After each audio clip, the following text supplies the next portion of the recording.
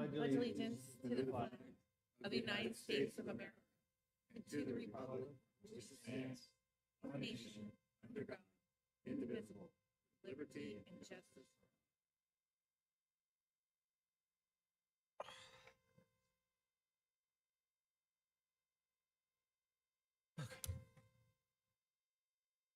At this time, we take a moment of silence as we honor our first responders, police, fire, and medical personnel.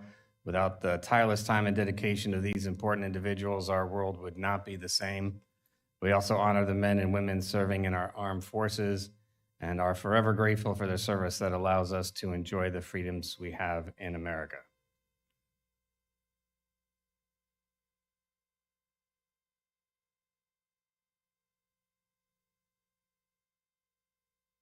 Thank you.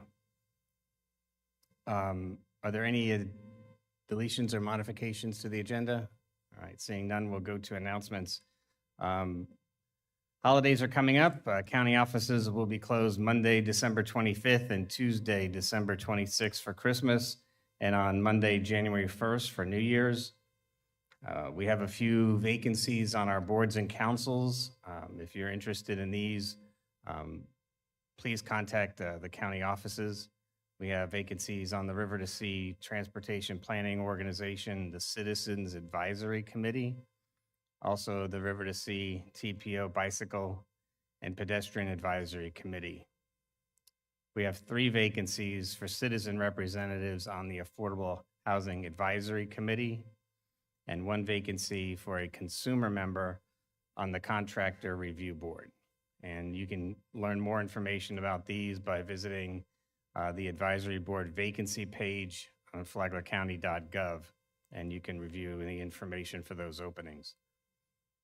Upcoming commission meetings and workshops. We have a workshop this afternoon at 1 p.m., and the next regular meeting will be Monday, December 18th at 5 p.m.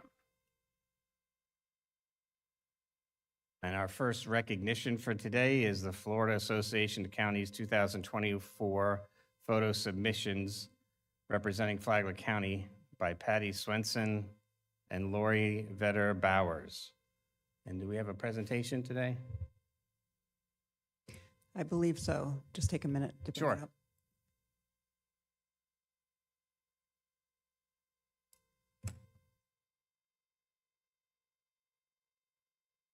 Are any of the representatives going to be here today? I believe so. Okay. Come on up. Come up to the mic anyway and introduce yourself.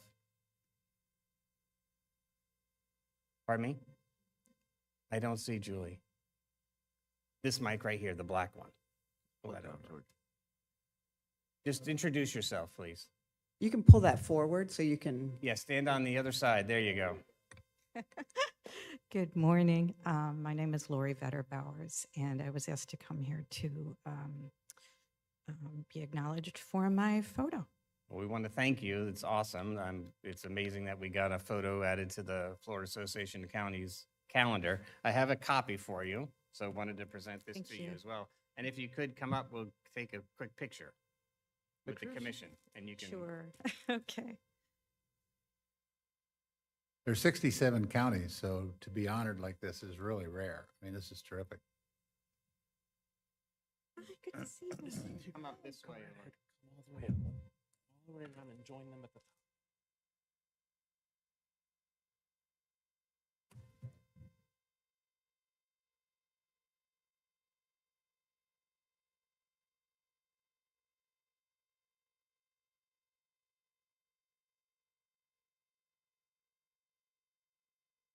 Come up here, right here in the middle. Come in the middle. And Mr. Commissioner O'Brien asked, where was this? This was a few blocks from my home in the C-section.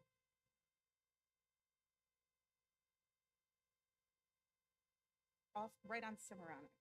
Yeah. And this is actually a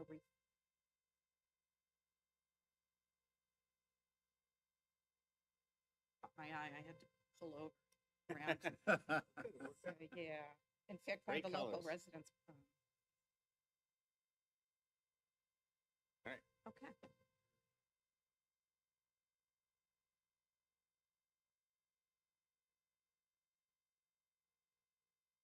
Congratulations. Congratulations. Do it again next year. That's right. Very nice working with you.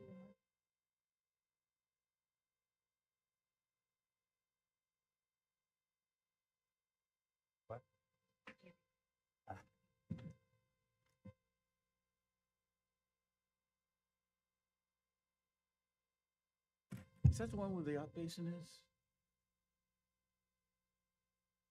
There are no proclamations or presentations today, so we're going to go straight to community and board comments. This is the time for community outreach. So if there's anybody from the community that wants to address the commission this morning, come to the podium and introduce yourself. All right, seeing none, we'll go to board comments on consent items. Does anybody have any comments on consent before we move that?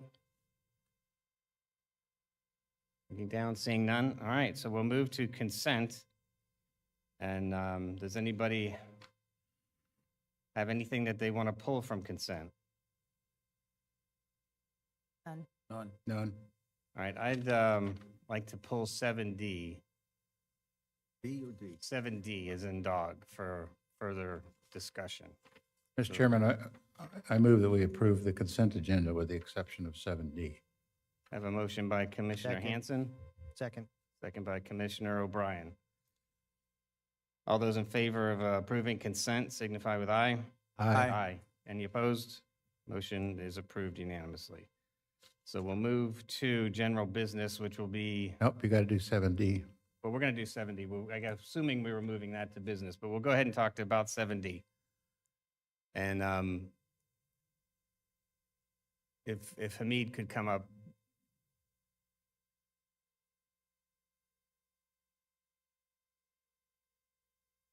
Good morning, sir. Morning, sir. Real briefly, my concern is just with the cost. I know this whole process is very costly, and I was hoping maybe that from my earlier discussions that there's potential room in here, or at least an opportunity to further discuss the fees with the consultant. So my thought was we could, if the commission was in approval, would be to send this back to, table it for the next meeting and send staff back to further negotiate and let the consultant know that the commission is concerned with the costs of these additional amendments. So that was my concern. I'd leave it to the commission for any other comments. Just, go, I'm sorry, I just have one. Commissioner Sullivan, go ahead. I think we've committed to the beach restoration. I am concerned as we move forward, just as the chairman said, of the costs involved. But I don't think this is a particular item that needs, but I think I agree with you, Mr. Chairman, that as we look into the future, on our beach restoration programs, the cost is ballooning and it's going to be extremely costly. But, you know, this seems like pretty much what we've been doing for a while, and I would not challenge this particular one, but I'm interested to hear what you have to say. But I do think, my feeling is that as we proceed into the future, we've got to look at it and just see, you know, really try to get a handle on costs and how much it's going to be and what we can afford. Yeah, Mr. Chairman, we're, as you know, we're $27 million short for the entire year. And that number is not going to get much smaller. But this is a very important piece of the puzzle to get this done, to help us reduce the cost, get them, get our beach permit moved further north so we can use more of the dredged sand. And this is critical to that. I think we need to approve this. Right, again, my concern's not at all with the scope of the project or anything else, but with as the amendments pile on the costs. But I'm open to a motion or further discussion. Oh, we're gonna have, talk to Jorge is coming to the mic. Yes, sir. Jorge Salinas. Chairman, Board, this is a very important item, and we do understand the request from Chairman Dance. What we can do is go and talk to the consultant. I know that Hamid and our engineering team have been trying to negotiate a little bit more on this. It does seem, as you read it, is a very expensive item for the potential amount of work that is required. So if you want us to go ahead and look at this and negotiate with them, or look at other ways of doing this, we can give us the guidance, we'll do that. But it's not something that is going to be, we're not going to bypass this. We need to do this, but we need some guidance if you want us to do something different or continue to negotiate. We can explore both options if that's what the board desires. And I think as we move forward, Hamid, you had talked about going out for RFP on the engineering component. So there's further opportunities to be a little more conscious of costs and some competitiveness with it. But that's my only thoughts. It's, we don't want to carry it on if there's a motion from the. Mr. Chairman, I move that we approve 7D. Second. All right, we have a motion by Commissioner Hanson, second by Commissioner O'Brien. Any other discussions for staff? So what would be our opportunity here if we wanted to look at reducing costs? Just figuratively, what is the options for us? We can go back to the contractor and see if we can actually get a better price on this item by allowing us more time to work on it. The other alternative would be for us to find another vendor to RFP. give us another quote on doing this work as well. There's other options, but we just want to make sure that that's the desire of the board. So we didn't attempt to get a lower cost from them, or this is where they're at? We started to do some of the work. Hamid and Ansley have been trying to negotiate. They got it a little bit lower, but I think that we kind of ran out of time to continue. It was just the last minute. This item came only a few days before this item was due. Is that correct, Hamid? So we didn't have enough time to negotiate back and forth. If the board wants to provide us a little bit more time, we can try to negotiate this. Or, like I said, explore other options if that's what the board desires. If I may, yes, we did negotiate, and the consultants basically indicated that this is their last and final fee proposal. So this item is for extending the current so-called non-federal permit that the county got for the modifying the FDEP and the Army Corps of Engineers permit to extend the limits of the permitted project up to Warren Park, which is approximately going to be 4 miles, up to the northern or the southern limits of the hard bottom reach. The efforts is going to involve some surveying, some limited engineering. The task does not include the final design of the project. And you mentioned that, or it was indicated a RFP going to be issued. That is going to be issued for the design of this extension, project extension. And in addition to that, to permit the areas, the reaches where there is a hard bottom, basically north of Warren Park area, all the way to the county line. So yes, there is going to be another opportunity here. That permit is going to take longer for this effort, as indicated here. The consultant didn't want to commit for less than 2 years. And this effort, they are indicating that it's going to take approximately 2 years to obtain the permit modification for this extension to Warren Park. So, So by committing to this, the final engineering will go out to RFP, and we would not have to commit to Olson particularly. yes, we'll go with the RFP, and whoever, they probably Olson is gonna, compete it. for it, but we don't know whether who's gonna get it. The issue on this is, the critical issue on this is timing.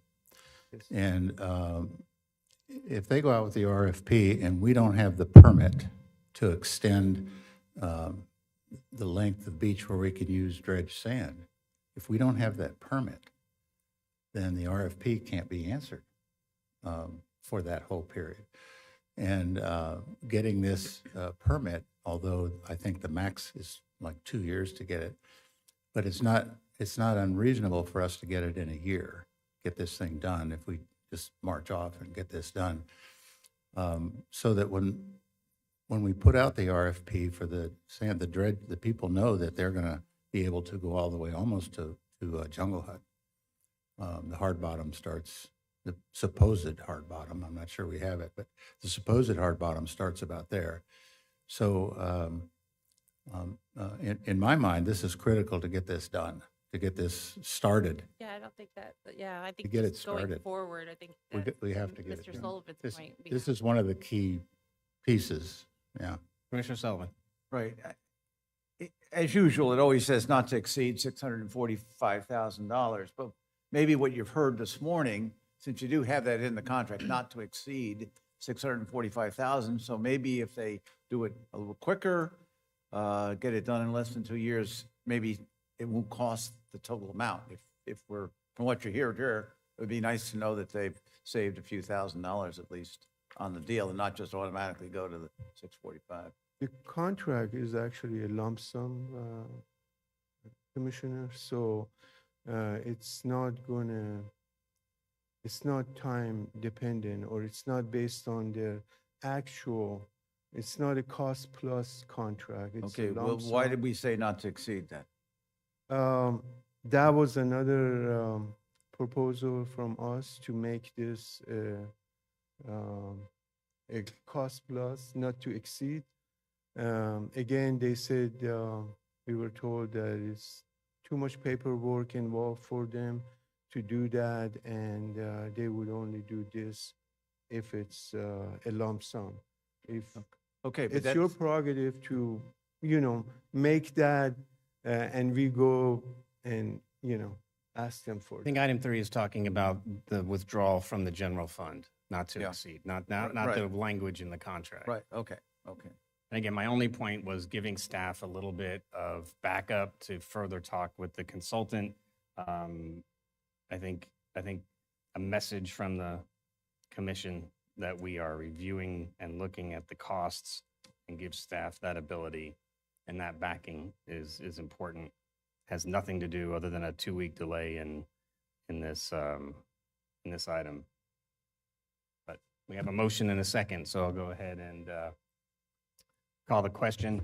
All those. in Mr. fa- Chair? Yes, You should call for public comment. thank you. Appreciate that. At this time, since we did pull this one, we'll call for public comment if anybody from the public wishes to address. Please state your name. Thank you. Yeah, my name is Greg Davis, president of Hammock Dunes Owners Association. I brought with me David Eckert, one of our consultants as well, that kind of helps us on these issues. I think, first of all, I think that as was pointed out earlier, that the biggest issue on this is schedule. It's schedule. And I think if we go back to schedule, that this initially came up as a proposal in December of 2022. So from our perspective, we're already 8 months, 10 months behind schedule in terms of execution implementation. The delay part of it is that I know you're talking a lot about cost. Delays cost money, right? And that's evident in the fact of what they've been kind of going through before. So I really don't think that the commission's really, from the best interest of the county, the delay is delaying this further. I don't think is actually in our best interest. Also, when you talk about 2 weeks period, it takes more than 2 weeks to get an RFP out, right? You're talking about several months worth of delays to get an RFP out, to go through delays. And we support competition, except we think that the scope ought to be expanded. Don't get me wrong there, but I don't think that, but I think that Olson itself is in the best position in terms of having done this JSP. They're most familiar with the project, and we need to move forward.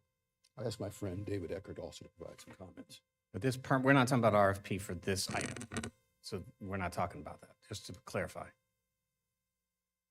Well, I guess the advice that I would give to the board is that it's not the most ideal situation for us to just go through with this the way that it's scheduled.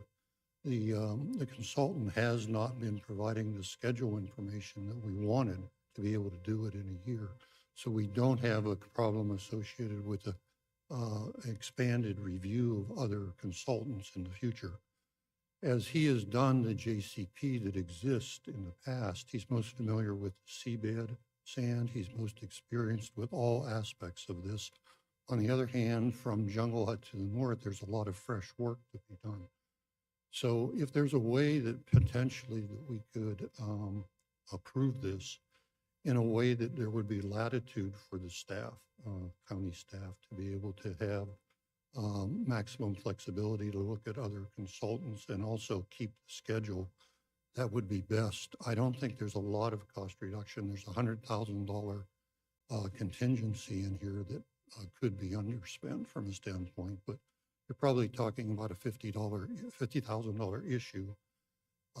From a Hammock Dunes perspective, we were going to piggyback on what you did today to try to do a further rock investigation so that the area north of where the first rocks appear could be started in January.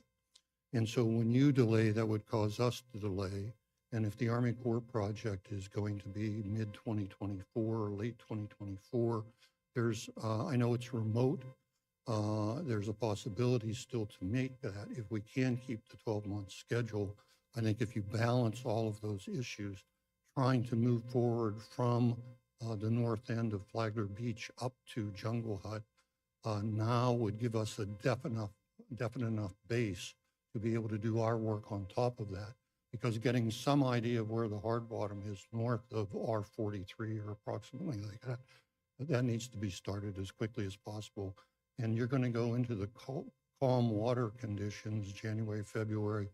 Most people like to wait till March, but if we can get the photography and the sonar and other stuff done in January and February, then we can stay on schedule. So, Mr. Chair, I'd like to support your idea to keep both on pressure on cost and on schedule and expand the concepts. But I really encourage you to try to approve this in some manner with some contingencies based upon the motions that you make, but try to approve this today. Thank you. And as a final comment too, I know staff takes a lot of different things, but I'd really like to compliment the staff and the work that they've been doing. We've been working very well with them. And I want to thank you for all the efforts that the staff is doing on this. I thank you. And Mr. Chairman, we're very cost conscious in this whole project. As a matter of fact, we're enlisting the University of Florida's assistance to help us with the hard bottom surveying, and that will be at very little cost to us instead of paying a consultant to do it. And we're working with DEP to get approval to do that. So we're very concerned about costs. As I said, we're $27 million short. We're trying to make that up any way we can to get this all done in this first year. So Thank you. All right, so we have a motion and a second to approve the item for the 15th Amendment to Professional Services Agreement between Flagler County and Olson Associates. At this time, I'll go ahead and take the vote. All those in favor signify with aye. Aye. aye. Any Aye. opposed? Opposed. So it's 4-1, and appreciate that. Thank you for all the input. All right, so here we'll go ahead. There's no general business today, no public hearings, so we'll move right into county administrator reports. Good morning. Real quick, just have a few things. Last week, we did receive approval from the Carver Governance Advisory Board on the proposed interlocal agreement that we have with the four groups, the county, the school board, the sheriff, and city of Bunnell. All four entities are going to be seeking approval through their respective agencies. We've got that scheduled to come before you at the December 18th meeting. Last week, I was also contacted through the governor's office regarding the State Guard lease. The current agreement is in their office. They're hoping to have that back to us rather quickly. They would like to see that in front of you before year end. So if schedule and everything aligns, we're tentatively have that on your schedule also for your 12/18 meeting. And as I mentioned at the last board meeting, we're going to be transitioning our public notices to the Observer rather than the News Journal. Last week, myself and staff had a very good meeting with Brian McMillan with the Observer. So we look forward to that continued relationship and just providing him some information this week ahead of January 1st. And that concludes my report. Thank you. And the county attorney reports, Mr. Adid. Yes, good morning, Mr. Chair, members of the commission. I needed to bring you up to date on a current situation. We had a public records request filed by Flagler Live with your most recent appointee to the planning board, Ms. Heather Haygood. It was provided to her on November 21st. And as of this date, I just checked my email. I still have not had any response to that. So tomorrow marks the 2-week period in which the public records request has been outstanding. In fairness, however, we did have the Thanksgiving holiday in there. The law requires us to promptly provide, under reasonable circumstances, the records requested. They have not been furnished. What we have done, because we have an obligation, I mean, any individual on your advisory board is a representative of the county government. And so ultimately, we bear that responsibility. I've composed emails to explain the law, and I've also undertaken to have our own IT department scour our database to respond to the requests made. And so that was done. We furnished all of that Friday, given that we had not yet received anything yet from Ms. Haygood. So I wanted to let you know of that situation. It's obviously troubling for a number of reasons because it's a statutory requirement. I've done all I can to try to bring about that compliance. So the point comes, our attorney really can't do anything without guidance from us. Well, if it's appropriate, Mr. Chairman, I'll explain. She sat up there, she stood right there and lied to us about that I had sent her inappropriate emails. Well, there is no record of any such email. And she has been asked to produce them and she cannot. So I'm very concerned about that. And if Mr. Adid agrees, I think it's appropriate here to make a motion to reconsider her appointment to the planning board. We can't have someone sitting on the planning board who would stand in front of us and lie to us. So if it's appropriate, Mr. Adid, I would do that right now. Well, let's hear it from everybody else. Okay. Anybody else want to weigh in on? I'm at a loss for what I missed. What exactly did she say or allege? We went back and reviewed the tape, and she stood there and pointed at me and said that I emailed her. Facebook, right? A what? Facebook. Or Facebook, I think it was something to Facebook. her inappropriate comments about her reputation or her background or something. There's no such record of any such thing. Understand? So she just made it up. Yeah, And that, it went right over my head too.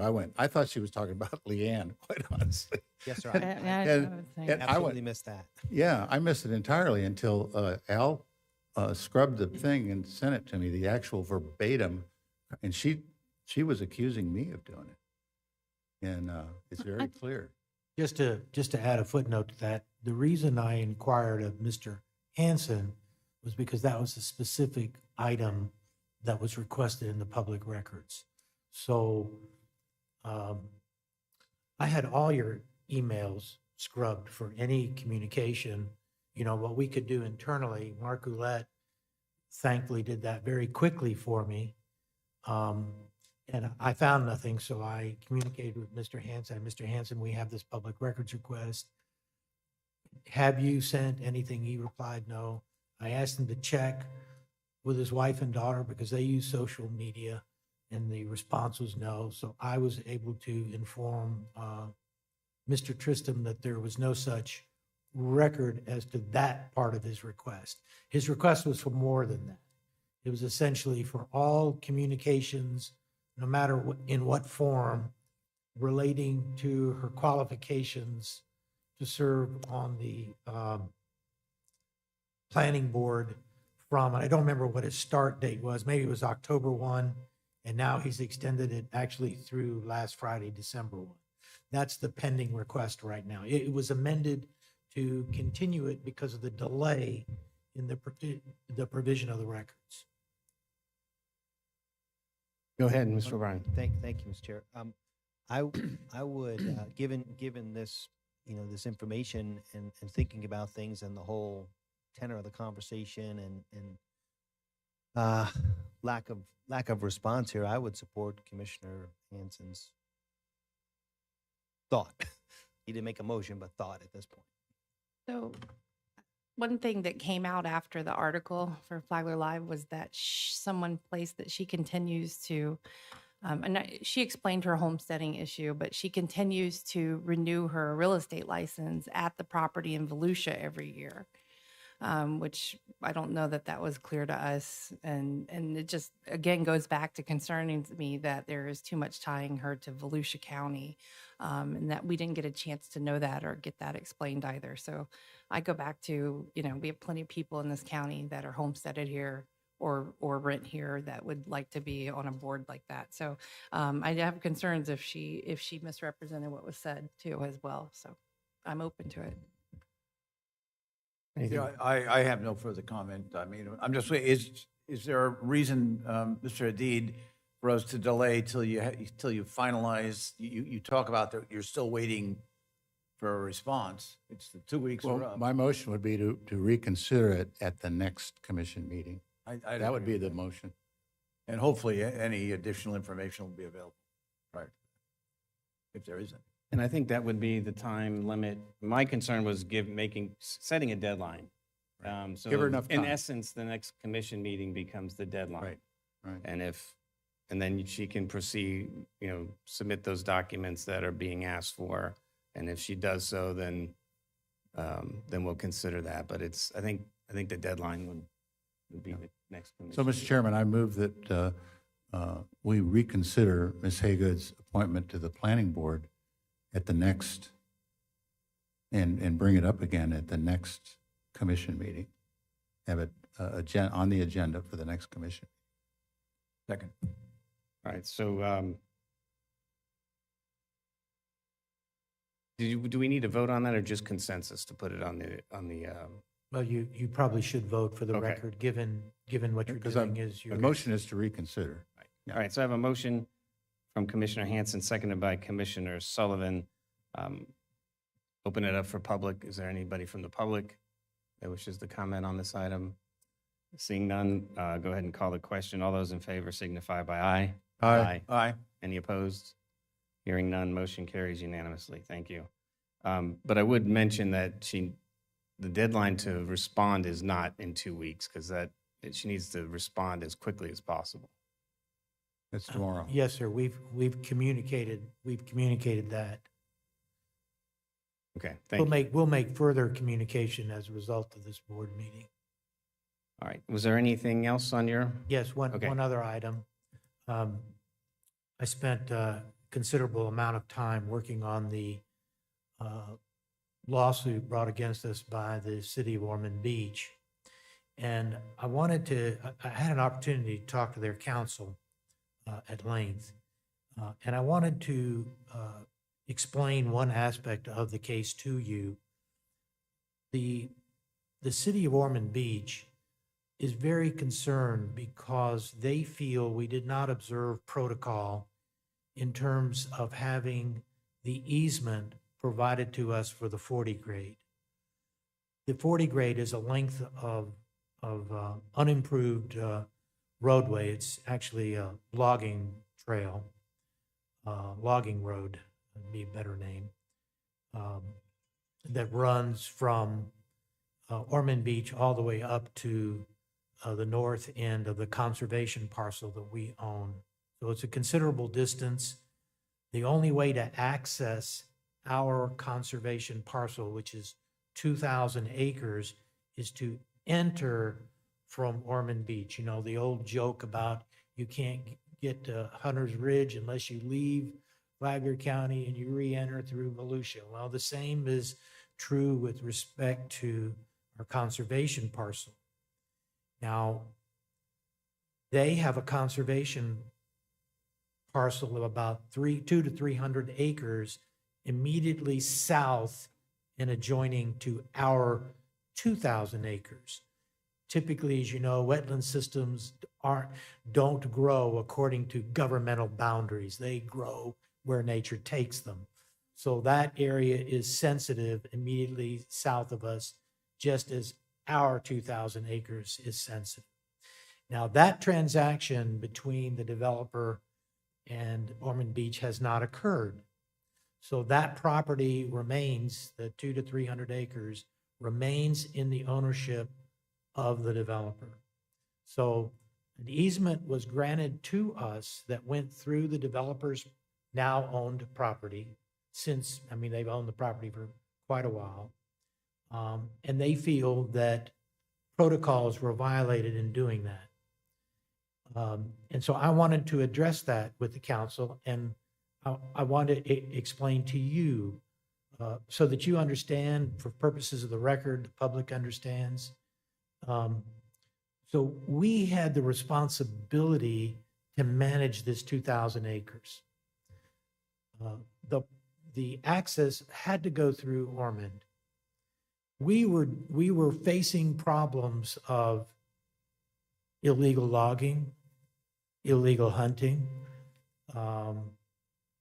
removal of dirt from the area, uncontrolled access to the area because there were no controls to keep people out. The first rule of conservation management is you must control access. You can do all you want with your management, but if you don't regulate and control access, all of your efforts may be totally undermined. So we needed physical access so that we could address the problem, stop the illegal hunting, figure out who was taking the timbering. By the way, some of you were on the commission when we recovered funds back from people who had timbered when they shouldn't have timbered, okay? So that was our situation about 2010. We needed that access to address the stewardship responsibilities that have been placed upon us by the DRI and which we accepted voluntarily by taking the ownership of the 2,000 acres, but we couldn't access it. We had to go through Ormond Beach to address those issues. So we got the easement to go across that property that the developer owned immediately south of us, that was all located within the city of Ormond Beach, to traverse that portion in order to access our property. So I'm going to use this phrase. It has a legal meaning. I don't mean it that way. So For those familiar with title words, I want you to just put that out of your mind just for a moment. It was an easement of necessity. It was an easement that was absolutely necessary for us to go and manage that property. Now, I want you to think about who the beneficiaries are of that management. I mean, it's just not the natural environment. Obviously, the natural environment has a huge plus when the land is managed. The other benefit is to the residents of the city of Ormond Beach. This is a conservation park. There'll be equestrians, there will be activities there, biking, hiking, all of those features of the conservation park hasn't been finally formulated, but it is to the advantage of the citizens, by the way, including our citizens that will reside in Hunter's Ridge. So it was by necessity that we had to gain that access. We gave them notice. You all know that. We detailed that. And so while it may have seemed to them that it was a snub of some sort, it wasn't. We had to do it by necessity, and we notified them. It was very public. You know, we had proceedings on this issue before the commission, and I just wanted you to know that. Now, in that story is a potential solution. That's why the story, I shouldn't use the word story, that unfolding of the events, within it is the kernel of the resolution. Because once they get that parcel, the 200 to 300 acres, whatever adjustments we may need to make in order to further that continued access, where for protocol reasons it's done in a protocol fashion, that's fine. But until they get that 200 to 300 acres, there's nothing more that we can do other than continue to use the present access that's been granted to us. So the keys to the resolution lies in Ormond Beach securing the 200 to 300 acres, which, as you all know, has nothing to do with our responsibility. So that, I hope that explanation provides a clarification to what might be viewed as a very convoluted legal issue. You know, the complaint that's been filed is 195 pages long. Okay. And that is, frankly, that is sad that we would have to try to resolve what I just explained to you through that method. So we have filed for the mediation. We've talked about that.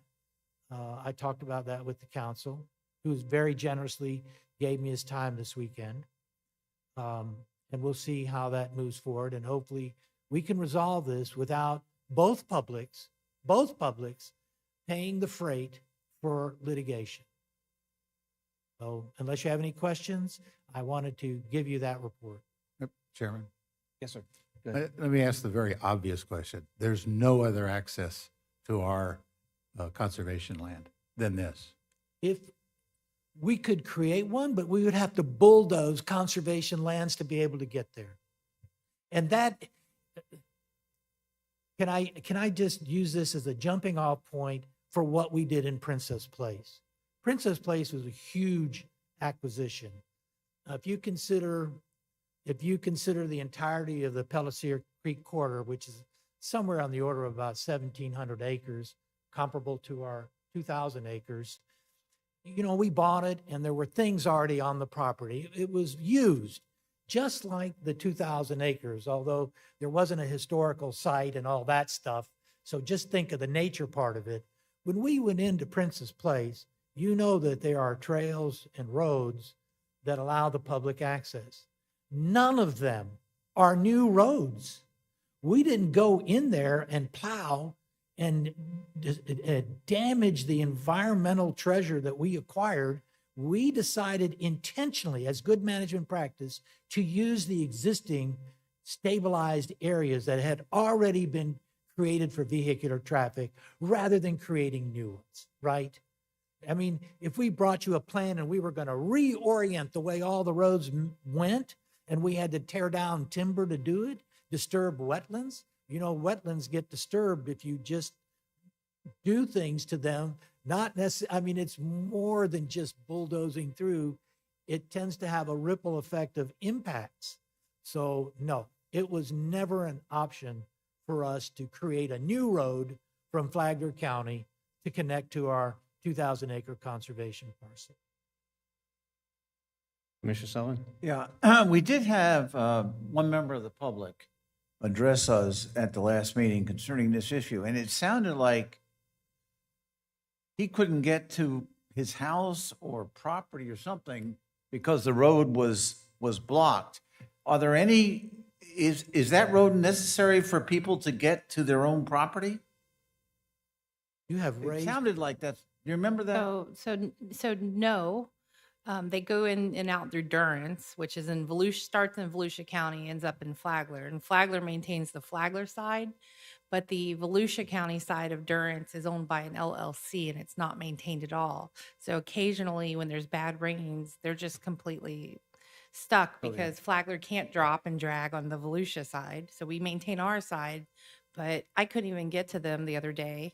With a truck, I couldn't get to them. Are we talking So about in two an different roads? emergency, Yes. they would Okay. hope to be able to access that road if there was fires Well, it's just or another rains to complication. get out. And you're talking about the Hold on, road hold on. that's in Volusia, that, Durance, yeah. that, okay. Yeah. Commissioner O'Brien.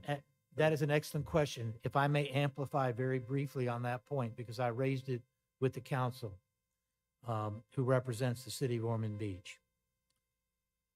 Durance Lane is wholly contained within Volusia County. The extension of that road that is within Flagler County is named Strickland Road, and we maintain that, okay? And it's a passable road. We tried to partner with Ormond Beach when we took the Strickland Road right away. I don't know if any of you, I'm sure that, well, I don't know if any of you were on the commission at that time, but that was a very difficult decision for us because there were title issues which we had to resolve. You know, all the standard stuff, bring the road up to some sort of standard, all the kinds of things that you would imagine we would have to do. And we tried during that time to enlist the cooperation, the involvement of the city of Ormond Beach. Hey, let's resolve the whole thing, right? And as I explained it to the council, okay, here's this litigation, right? It's this finite piece of litigation. We need to get to the 30,000 foot level and resolve all the issues in this area. So what we want to do is discuss the future of Durance Lane and have, I mean, it's, you know, these are difficult issues, but you can tackle them. You can figure out a way. There's a way to resolve basically any problem that's out there. You just need creative effort and a commitment to wanting to get it done. And hopefully we can draw Ormond Beach into the resolution there, and we might even be able to help them. I don't want to go into any details right now, but there are some angles that we have that we can help them. Now, I want you to connect the two issues about the 40 grade and Durance Lane. What was the fear that they articulated at their Ormond Beach City Commission? They feared that Flagler County was going to pave the 40 grade and create a thoroughfare and new traffic loading that would come into Ormond Beach and further clog State Road 40. Okay? And I know all of you, it's not anywhere in your mind. I mean, it's not even in your nightmares that we're going to pave the 40 grade with all the demands we have in our road system. So why is the concern there on Ormond Beach? Because of the problems with Durance Lane forces traffic at times to come down 40 grade. If they think about it, if they wanted to remove that anxiety, fix Durance Lane. That takes the pressure off of the need for those people to use the 40 grade. Commissioner O'Brien. So the easement, the easement is between Flagler County and the developer for that 200, 300 acre parcel, That's conservation correct. parcel, to go through that, correct? That's correct. So is your reasoning that if and when that property gets conveyed to the city of Ormond Beach, that they could grant us an easement to access the property, but it would be on their terms, something they're more comfortable with, because then they control that granting? Bingo. Okay. And what we need is an interlocal agree. Again, I'd like to be at the 30,000 foot and not in the dirt. We need to have an interlocal agreement where the two governments figure out how we're going to manage all of this. What are we going to do? What is going to be our relationship with? I mean, nature knows no political boundary. These 300 acres are inextricably connected to the 2,000 acres, and there should be similar management. Now, in contrast, they have a conservation parcel. It's called Parcel A. I mean, no, it gets really confusing. So it's not a part of the system. Well, yes, it is part of the system, but it's another area. They've not engaged, they've had it. There are no disputes. The developer conveyed it. They haven't engaged in any conservation management activities on that parcel. So logic, the dispute defies logic. But hopefully we can get to that point where we get a meeting of the minds, hopefully at that 30,000 foot level, and look at all the systems and figure out a way to make it work harmoniously for the benefit of the citizens at the least cost. Let's take all the money that would have been spent on legal fees and let's invest it into positive infrastructure for the public. Anybody else have a comment on that? One issue, if we're gonna go up and look at things higher, when we're talking about 40 grade, will Durance be on the table as well to be able to, sounds like there's a gap in maintaining Durance. But Durance is owned by an LLC, right? understand, yeah. Okay, yeah. But I mean, pulling that in and trying to figure out a way to, so that residents have access, because we owe them at least to be able to look at that. That's what I requested. And those of you who remember from the hearings, any of the Hunters Ridge DRI hearings, I articulated a number of times the necessity to resolve system-wide problems.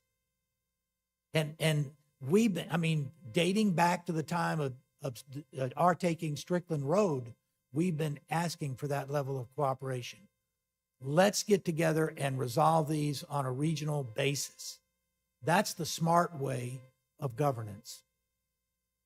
And is there a timeline? What do you see as how is this progressing? And They've received our notice, which invokes the mandatory mediation processes, and they will be submitting a response, and they are going to talk. Oh, sorry, I don't know why that's doing it. Oh, this is a call from the mediator that we talked about. Do you mind if I just do one? your excuse. figure? Thank you.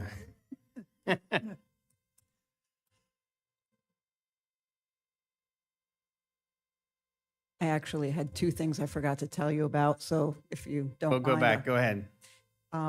The one thing that I wanted to mention was last week, we were able to complete the dune restoration work over the entire coastline. That is work that you all started back in January 2023 with approving the contract to Eastman Aggregate. But last week, we did conclude that coastline restoration work. We still have a slew of other things to go on behind it, but I did want to mention that. And the other thing that may come up, the bid tabulation, the responses came back for Commerce Parkway. So right now, we're evaluating the 4 proposals that we got. We're hoping to have that in front of you in January. So I just wanted to touch on those 2 things that I forgot. Sorry. Mr. Chairman? Yes, sir. And I apologize, I haven't been over to look. Is the sand still at Bay Drive? I believe we were waiting for the contractor to get done with Marine Land Acres drainage before we move that out of there, so I Yeah. believe it's still there. I think it's fine. I'm not concerned about it at all, but a couple people are, so. We just were asking. looking to relocate it into the area where the contractor was storing some equipment, so it Right. will move out of the location where it's currently at and will be located still in the vicinity of that park, but in the staging area of the contractor. Yeah, there were a couple of spots of the new sand that we put down that had been damaged. I think it was right southern part of Marine Land Acres.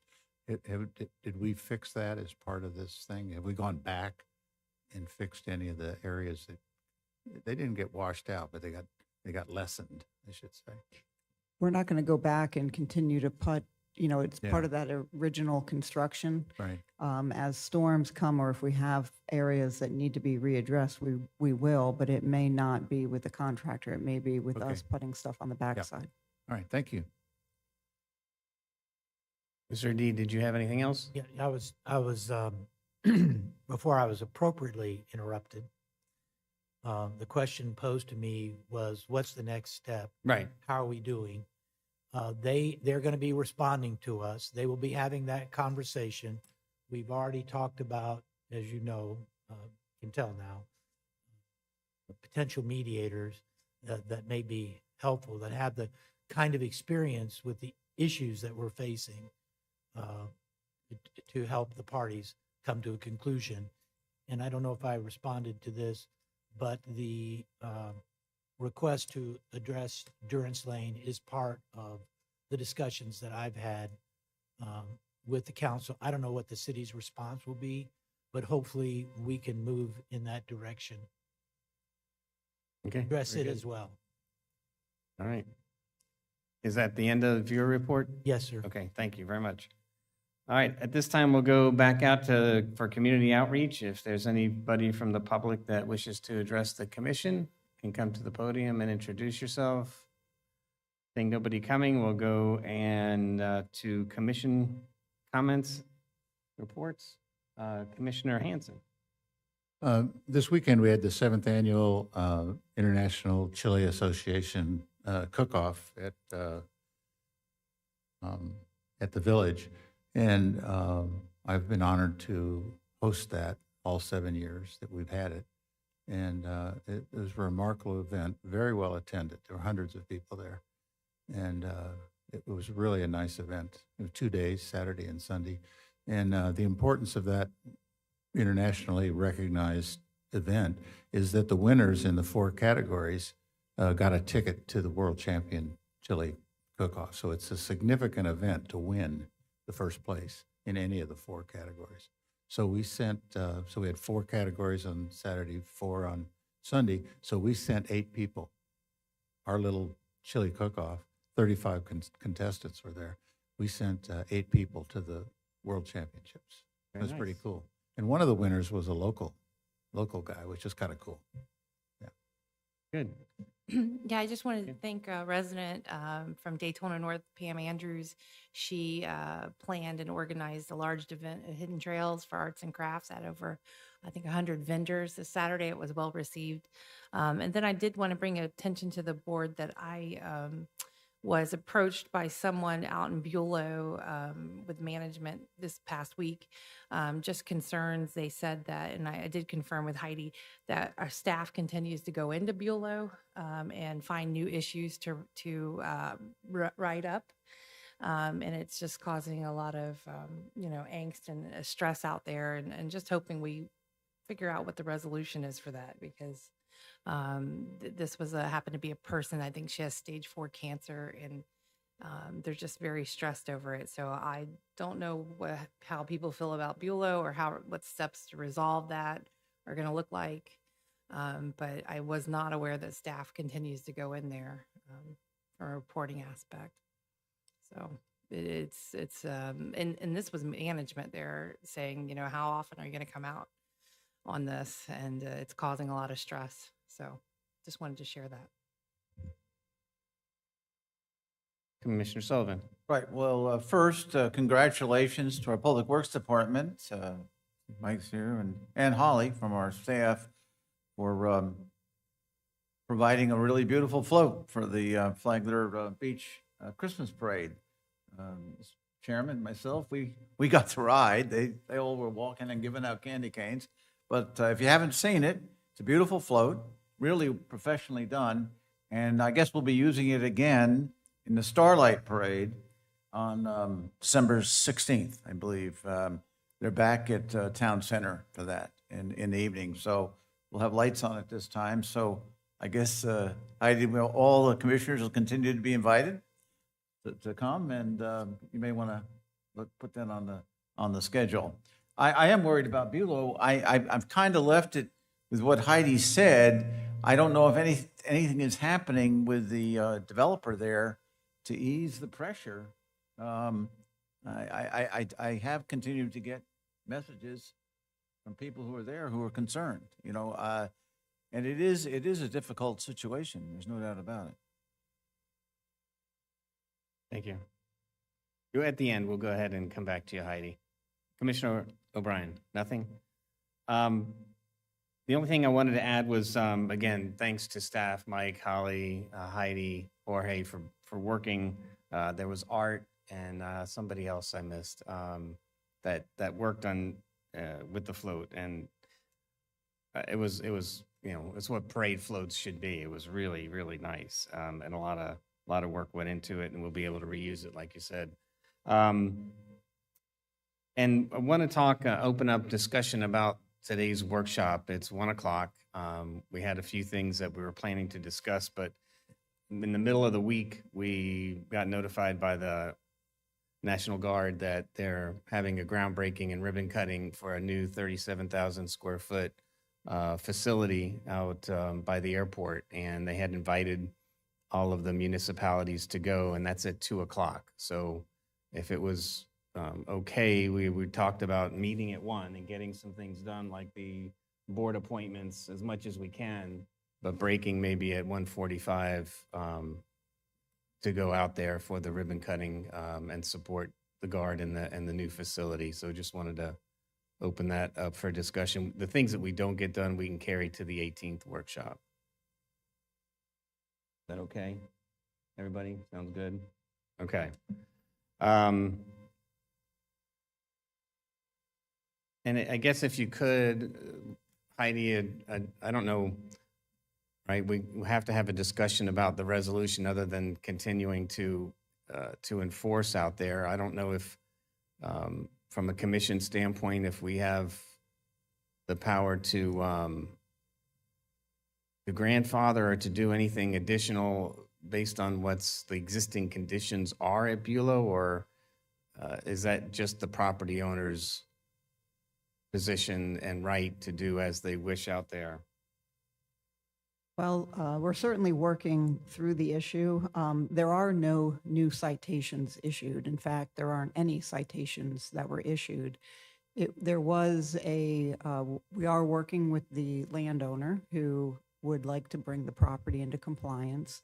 There are some notable deficiencies when you're looking at structures that were not permitted that present public safety concerns. We are working with the property owner and we had identified those that were in need of repair and/or removal of structures that were done without a permit. But I feel as though maybe we are being put into a position with them, kind of as the cause or the issue that's being presented to the owners that are living in there. The property owner would like to clean up their property. The property owner would like to put in camp models and maybe turn it into more of a VRBO, vacation rental type destination. But I think that they're using us in a way that is maybe not, being done as transparent as it should be with the people that are living there. They have allowed people to live there beyond the transient time frame. They all have transient leases that tell them that it's not a permanent residence. However, the management company has not really enforced it. We haven't gone in there asking for copies of their records either. So I think that it's an opportunity for the property owner to basically put us in the middle of this feud with the people that live out there. Um, we talked internally about whether or not maybe we needed to do some sort of a town hall meeting down there with the residents and the management company to clear the air and find out what the issues are. But we have not issued any cases. We just continue to monitor to see if they're cleaning up anything. The board had given direction previously to staff to give them a grace period. We've extended it multiple times. It is now through the end of January 2024. But at some point in time, we're going to have to deal with the issues down there, and whether we have a town hall with them on site, or I'm not really sure what the board's comfortable doing. But, you know, we look to the board for guidance, because at the end of January, this issue is going to come up again. So Is there any way to compel the owners to a workshop to have an open discussion? Because I'm sure there are questions that the commission would like to, at least personally, be able to ask them and gain their feedback. But they, I mean, right, we can't compel them to show, but we can invite them. But it would be helpful, I think, because we have a strange dynamic going on of not being, of information being shared with the residents that you know may not be factual or placing blame on others. And I think it would be helpful to be able to straighten that out. But I mean, we could certainly invite them. I don't know that we can compel them to be here, but certainly can invite them. Our conversation has been with an office that is not local. I believe it's on the west coast of Florida. They do have site managers on site, but I don't know if they're part of the problem or if they're working in the interest of their employer or not. We've heard conflicting things from some of the residents who live in there. So I'm not really sure what we would be dealing with. But certainly we can reach out and see if it's the pleasure of the board to have a workshop to discuss it.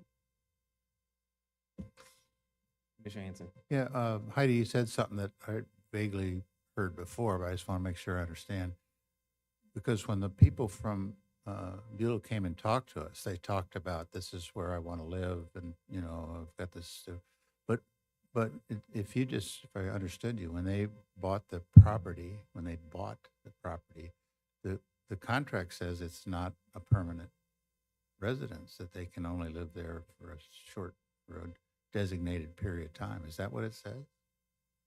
Well, Not a permanent resident? it depends on where you're at in the property. So you have some that are considered mobile homes and they are more permanent.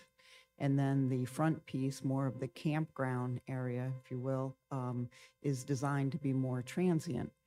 The issue that you have is that it's basically like a land lease. You don't own the property, so you pay monthly rent for land lease. The structures that are there are considered transient. They're park models, they're recreational vehicles. Over time, some of them have been built onto, added onto. They don't all look the same. Some are what you would consider like a pull behind. They have wheels. People have built onto those, but all of those units are considered transient. They all have leases, land leases, but they're transient land leases. Yes, people are living in them probably year round, even though that's not what their agreement allows for with the management company, but management is not enforcing that. And therefore, I think that's where we come in, that they're using us as the leverage because it is transient, therefore it's not allowed. But there's a host of issues because some of the units have been, because you have a land lease and then you have this unit that you buy. Some people have bought them from previous owners. Some people have bought them from the management company itself. And I think that maybe there could have been misrepresentation in what you were buying, that people felt like they were buying a home. It is not a home, it's an RV. It's a transient unit. People had relocated to, either out of state and coming into the area and are occupying it as a permanent residence. So there's issues there. There's things that even prior management company, because now you're on to maybe your second or third owner of management, they've even constructed things and built things on some of these park models without permits. So, prior management, maybe current management have added to this issue. So it's not, one, I guess, resolution for all of the issues. There's multiple, I think. So I have a suggestion. Maybe perhaps that what we can handle as a board is that we make a decision not to allow code enforcement to go in there unless the landowner calls. Therefore, it clearly shows that the landowner is the one who wants to continue with the enforcement. Because it's very confusing if code enforcement was in there last week, I think, or the week before, and cited another. I know it's not a citation, but it pointed out another issue. Is he being called there because of the landowner? Or is this continue to be resident fighting resident? Because right now, I think that's the confusion, and maybe perhaps we should just say, hey, he's not going in unless the landowner of that property wants him in there to cite people, so that we can show people that, perhaps, that it is the landowner that wants it cleaned up and cited. So, I would, Commissioner O'Brien. I would have a problem with that. I think that's a slippery slope, and Yeah. we could have issues with safety, and I would not want the fire chief and the fire department to not know about possible unsafe conditions that were pointed out because we had an inspector go in there. I mean, I understand the point of the forbearance until January on things, but I wouldn't want to give up our rights or responsibilities for code enforcement. Those codes are there for a reason, especially the safety side of it. Commissioner Sullivan. Yeah. One other avenue we might look at is from the tax assessor's office, how are these units being taxed? Are they being taxed as permanent residences or mobile residences, that kind of thing? That could have some bearing on what can be done. It's my understanding they're not paying property tax. Maybe the landowner would be paying property tax, but these individual units are paying more like a recreational vehicle type tax Okay, or fee. I'm just not sure, but usually if things have wheels, they're taxed totally different anyway. So I just want to make sure if that's the case, then the landowner again is responsible party. And what kind of taxes is he paying? Or, that the landowner paying? That could indicate the permanence or non-permanence and things like that. I don't know. It seems like there are a lot of And some of the vehicles or they're called recreational vehicles. Some have wheels and some don't. Like your park models, they're a recreational vehicle, but they don't have wheels. So it's not like you can just attach that's them what to I'm a saying. car I and pull mean, out of there. But they we- are the same as a recreational vehicle that you pull behind, and they're registered like you would register through the tax collector's I'd just like to office. know what kind of taxes are being paid, whoever's paying them in that area, because that could have some bearing on how you want to handle this. That's all I'm saying. We just need to know that. That's all. I guess the only other comment I'll leave with is that I think from my standpoint, we're going to end up with some residences that have nowhere to go if they continue, right? This has become, as Commissioner Pennington said in the past, is a low-income area. And if it is the property owner that is using this as a tool to get rid of the residents that are there and bring in a different element, ultimately that is falling to the responsibility of the county to be able to, because they're going to become homeless, they're going to be moved somewhere. And so, whether it's social services that tries to help and see if there's assistance that can be given, we're going to be dealing with it in the end if we are not proactive. And I know y'all have been working hard with the property owner, but it's an unfortunate situation right now that there's just people there that don't have options. And that's all I've got. Anybody else? No, I go back to what Mr. Sullivan said, which is the landowner calls the county for enforcement, not just because they're not technically owners or taxpayers of the land. And I think it shows a clear, decisive who's driving the train of running those residents out. I know Congressman Waltz's office is now involved in it, and that is legit. And it's just, and if anything, maybe we extend out the January to March and have a workshop with the landowner or have a discussion with them. That's my thought. Have we been in discussion with Congressman Walter's office yet? I have not had any conversations, but to your point, when we did reach out to the landowner, not the local management on site, the landowner had asked us to go out there and to monitor, and that's what we're doing. And so we're not issuing citations, but we are doing a monthly check as requested by the property owner. I believe they were in Tampa or St. Pete or somewhere on the west coast of Florida. And since we identified those structures and we have a list that they've provided and we've worked together on that, we've had 14 or 15 of them come into compliance, but it is acting on behalf of the landowner, might not be the on-site management. Like I said, I think that That's who I spoke with this week, and they feel compelled to enforce because of code enforcement showing up. They claim the landowner doesn't want it to this extent. So maybe perhaps staff reaching out and talking again. Maybe the town hall is the best so people understand.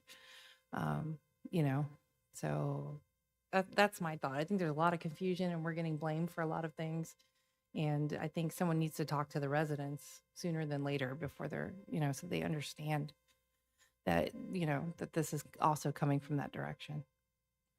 Good Well, point. I look to the board for advice, direction, whether you'd want to do a town hall out there or if you would like to have the landowner them. come in and invite them here for a workshop or whatever the board chooses.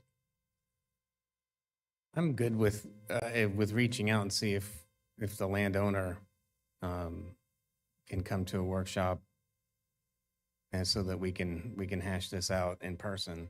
I think the landowner has to be involved, and not just the on-site landowner. It has to be someone who actually is in a position of making. Now it decisions. seems like the landowner and the management company aren't even on the same Right. page. Right.